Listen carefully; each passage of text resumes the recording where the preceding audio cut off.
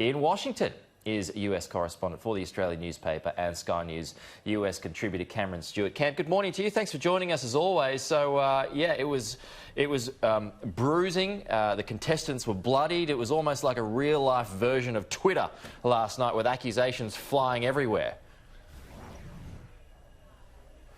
Pete, it was amazing. It was like a cage fight with old people.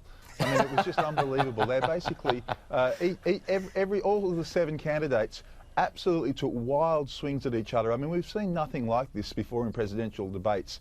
Of course, most of their swings were aimed at the frontrunner Bernie Sanders, who copped it from left, right and centre about the costings of his policy, about his love of some autocratic leaders and a whole range of aspects of his history. But, you know, they also threw punches at everyone around them. It was just spectacular. And in fact, the moderators just lost control of the debate at one point. And it was just a whole bunch of people shouting at each other. It's an extraordinary thing. And if Donald Trump was watching this, Peter, on Air Force One coming back from India, he would have just been sitting back and thinking, how good is this? How good is this for my re-election prospects? I mean, honestly, the poor old Democrats, they looked like an absolute rabble on the stage. They really did. I wonder about some of the barbs that they were throwing at Bernie Sanders and whether they're actually going to hurt him. I mean, going Bernie Sanders for being soft on gun control, I mean, that's not going to hurt him against Donald Trump, is it? No, look, you know, that won't hurt him so much, but some other things I think will, Laura. I think Pete Buttigieg was very strong, saying, look, you know, this guy, he is just to the extreme of Democrats, much less average Americans. He will not just lose the presidency, he will lose the House of Representatives to the Republicans. So, and Bloomberg chimed in there and he said, can you imagine that moderate Democrats are going to actually vote for a guy like Bernie Sanders? I mean, these are messages that you can imagine if Sanders is the actual candidate, the nominee, that the Republicans will play back to Americans on their own election ads. I mean, it's really putting bullets, if you like, into the Republican armoury. I did notice when it came to Joe Biden anyway, Cam, that on more than one occasion he referenced all of his achievements that he achieved with Barack Obama. He also talked about his experience in the White House that none of the other contestants have. A deliberate ploy to remind everyone ahead of the next primary and Super Tuesday next week. Yeah, that's right, Pete. Look, Joe Biden was quite good last night for Joe. I mean, Joe's a pretty underwhelming debate performer most times.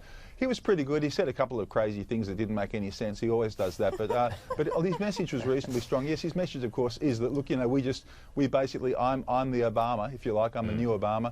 I'm going to just rewind the clock. It's going to be much better than it is now. But, of course, that's not really a full message. He doesn't really give a lot of inspiration, Joe Biden, in his actual message. Now, he, of course, is the one under the most risk at the moment because the South Carolina primary is happening on Sunday, Australian time.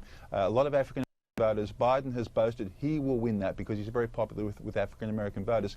If he doesn't, then he has a real problem. I think he's almost doomed then. So he has to win this primary on Sunday. A lot of pressure that Joe Biden is now under. Oh, Super Tuesday is going to be very interesting indeed. Cracker. Yeah, exactly. Set your watches to that. Cam, before we let you go, Donald Trump is due to address the media about the coronavirus in the United States. What's the latest there?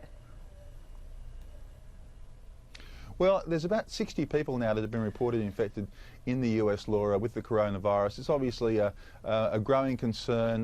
The medical authorities here yesterday put out a warning saying basically America will be reasonably seriously affected by this virus in some form. Donald Trump is pushing back against that. He has blamed the media for whipping up frenzy on this. He says the media is partly to blame for the tumbling markets.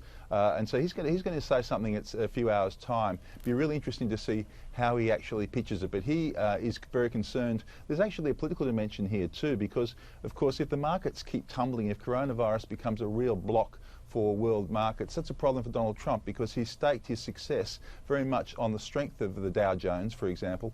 And so it would be a problem for him if there was a sustained bear market in relation to this virus.